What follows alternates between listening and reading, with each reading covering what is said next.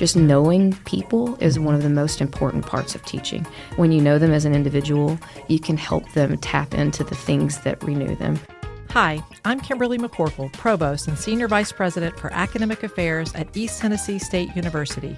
From the moment I arrived on this campus, I have been inspired by our faculty, their passion for what they do, their belief in the power of higher education, and the way they are transforming the lives of their students. This podcast is dedicated to them, our incredible faculty at ETSU. Hear their stories as they tell us why I teach. In this episode, we will talk with Dr. Christy Lawson. Dr. Lawson is a trauma, critical care, and acute care surgeon and professor of surgery at ETSU Quillen College of Medicine. She was born in Ringgold, Georgia, and grew up learning the values of faith, integrity, hard work, drive, passion, and service to others from her family. Her mother went back to nursing school when she was in high school, and she remembers doing her homework during night school anatomy classes. This influence, a few key teachers, and a strategically placed surgical mission project in Honduras inspired her to work hard and open the horizon of medical school. Dr. Lawson obtained her college degree at Berry College and then attended the Medical College of Georgia before landing in surgical residency at the University of Tennessee in Knoxville.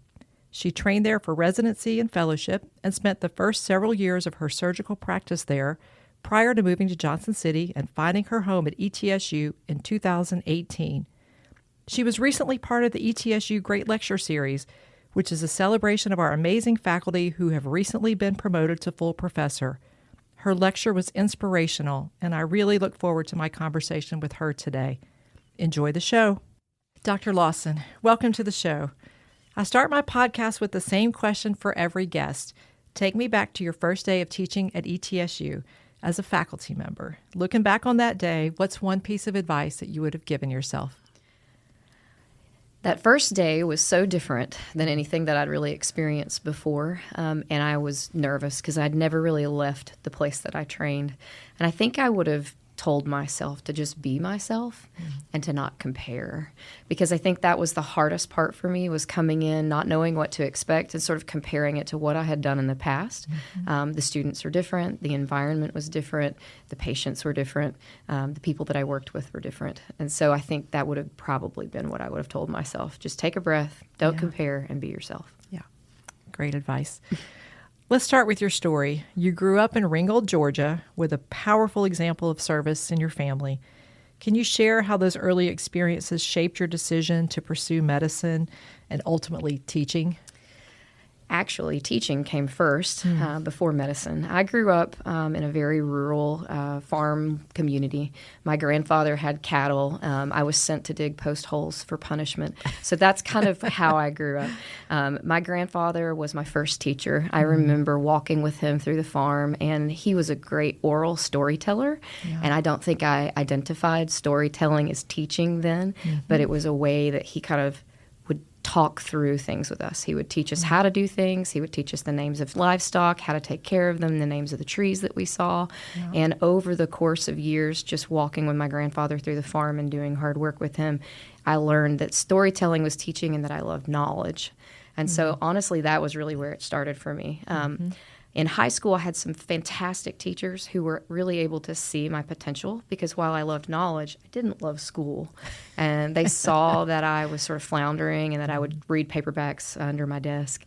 And I had a chemistry teacher in particular who was just excellent at seeing the potential in individual students and pulling it out of the individual. And it wasn't this cookie cutter, this is what you have to learn. And that really hit home for me, that individualized learning.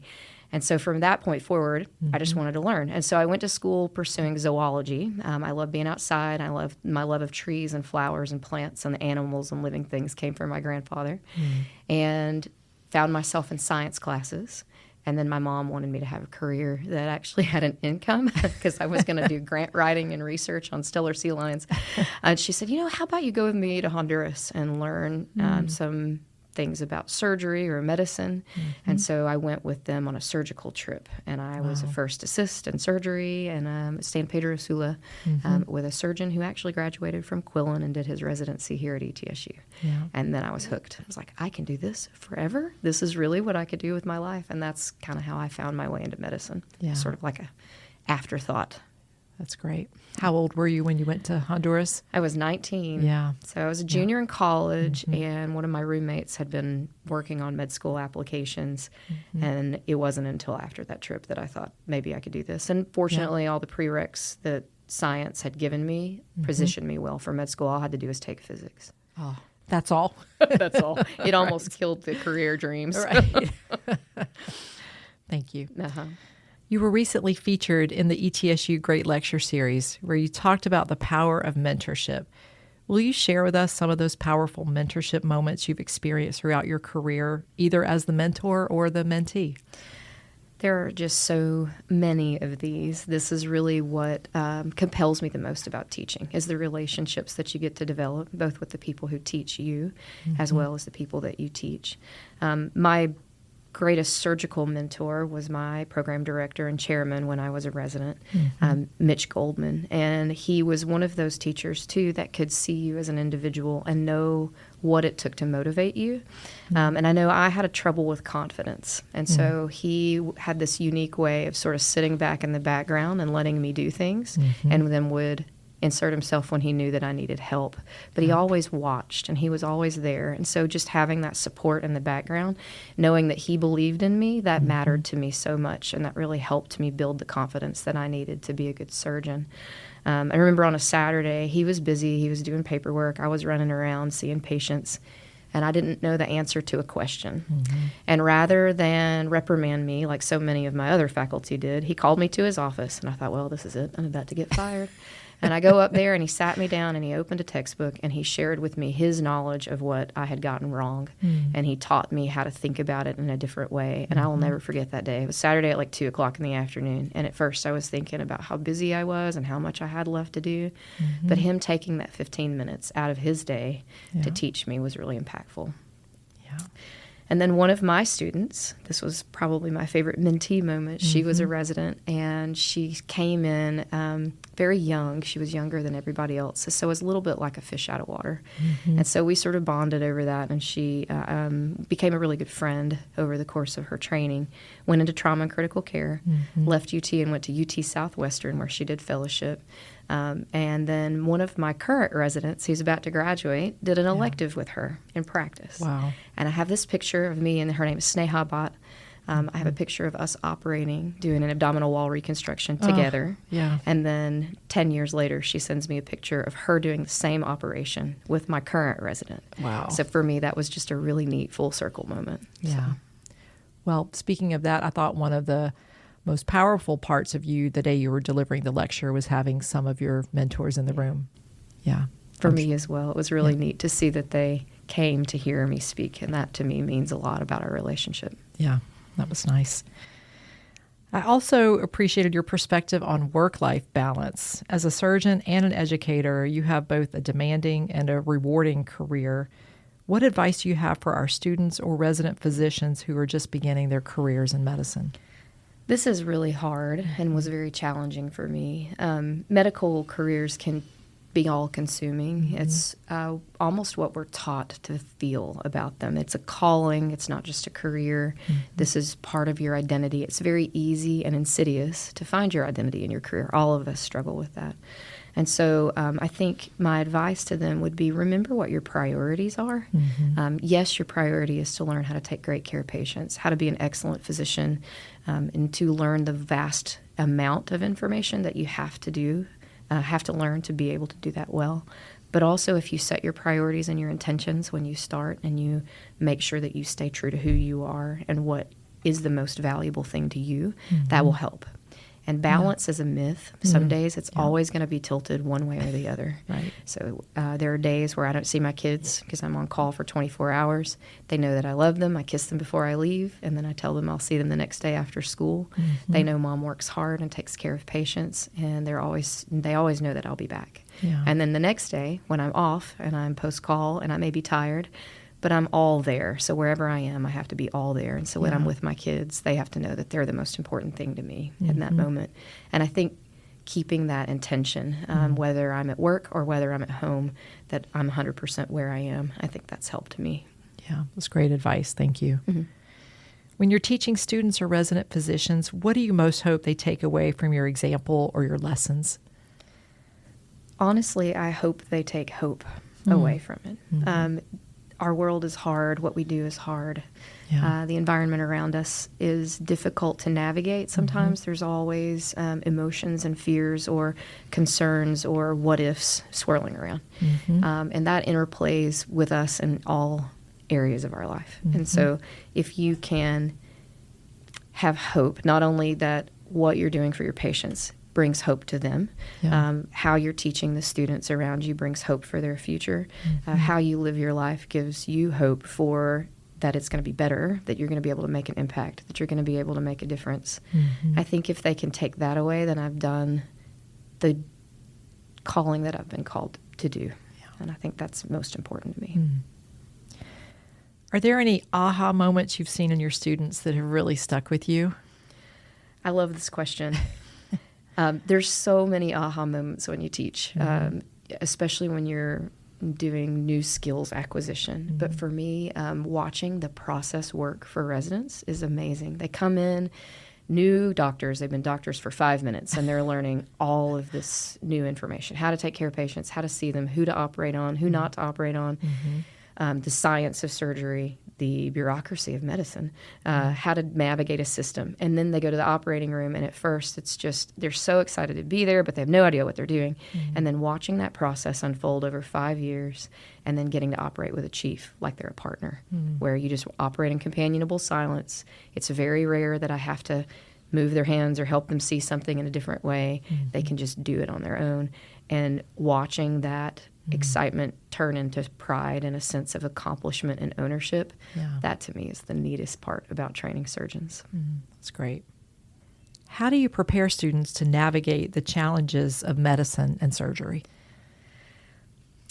There are several things that go into this. The first is, like we just talked about, the aha moment, watching someone develop the necessary skills and competence to be able to work in this high-stakes area.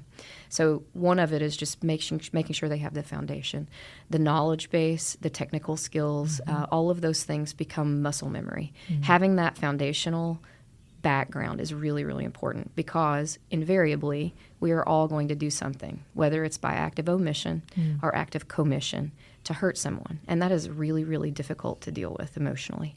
We are all humans, and we're frail, and we make mistakes. So having that foundation, that background knowledge is critical, and why it's so important to be a good teacher of both surgical science and medicine in general. But beyond that, helping them figure out how to deal with that inevitability, how to handle stress, how to navigate the complex emotions of mistakes in medicine, of the stress of the job, of the changes that we all have to face and navigate, even the frustrations that a system that doesn't know the knowledge that you know that tells you how to practice medicine. All of that is very stressful. And so figuring out what it is about each student that they can tap into that helps with stress relief is super important. And that goes along with mentorship. Just knowing people is one of the most important parts of teaching. When you know them as an individual, you can help them tap into the things that renew them. For me, it's prayer, meditation, my family, and exercise. For somebody else, it might look completely different. And so being able to kind of help them figure that out for themselves, to give them the tools to deal with this long term, will help not only them in the immediate time while they're my students, but also keep them in their careers for forever, because you don't want to burn out. Right. Burnout's very, very high risk for our career. As you know, the Quillen College of Medicine was recently recognized as second in the nation for medical schools with the most graduates practicing in underserved areas. In what ways do you see Quillen preparing our students to make an impact in this area? This is the Quillen identity. This is who we are. And I love that about ETSU and Quillen College of Medicine. You find that vein of wanting to serve the underserved in pretty much any group of people that teach or work at Quillen or ETSU that you talk to. That vein of wanting to serve sort of bonds us together and brings us together as a family. And so that becomes our identity. When you see things like remote area medical, when you see volunteer projects like during the Helene disaster, the global impact that we're able to have through the surgical fellowships and the work that Dr. Wood and Dr. Feltus are doing with the international medical work, you watch how that really changes the way people treat patients. The knowledge that people come from austere areas, that they have limited access to care, learning how to navigate fear of healthcare. There's a lot of distrust, especially in Appalachia, about organized healthcare, really organized anything. And so seeing how our residents really lean into that. And a lot of our residents and students come here because of that identity as well. They have a strong desire to serve underserved. And so Quillen has done a fantastic job of identifying that as who they are and that that's a core belief, and seeing that translated into real time and how it really impacts and interplays in patient care has been really amazing. Yeah. Finally, what impact do you hope you've made on your students? This is difficult for me to answer because I just want to have made some impact to make them the best version of who they are. I think in the history of surgical training, we've tried very hard to make people fit a certain mold. You come in and you sort of sublimate or subjugate who you are so that you can fit a certain type. And surgeons have a type, right? There's a typecast. There's a generalization of the angry surgeon, or the surgeon that's a workaholic, or the surgeon that breathes and sleeps the operating room and doesn't care about anything outside it. And that's not true. Inherently, we are deeply passionate people, very driven. We do care about all aspects of patient care. We tend to be stressed, and so I think that comes forward with that mentality of anger or short-tempered. And so what I hope to impact the most is creating whole people, because I think when we are the best versions of who we are designed to be, and we're humans, then we're better at our job, no matter what job we do. When we remember who we are and we're able to plug back into what feeds our soul or what is most important to us, and we're able to prioritize and not just be our jobs, we're better at our jobs. And that's what I hope. I hope to be able to make that kind of impact on my students and also on the surgical field as a whole. Dr. Lawson, thank you so much for joining us on Why I Teach. It's truly been an honor to hear more about your journey and the incredible impact you're making here at ETSU. Thanks for listening to Why I Teach. For more information about Dr. Lawson, the Quillen College of Medicine, or this podcast series, visit the ETSU Provost website at etsu.edu/provost. You can follow me on social media at ETSU Provost, and if you enjoyed this episode, please take a moment to like and subscribe to Why I Teach wherever you listen to podcasts.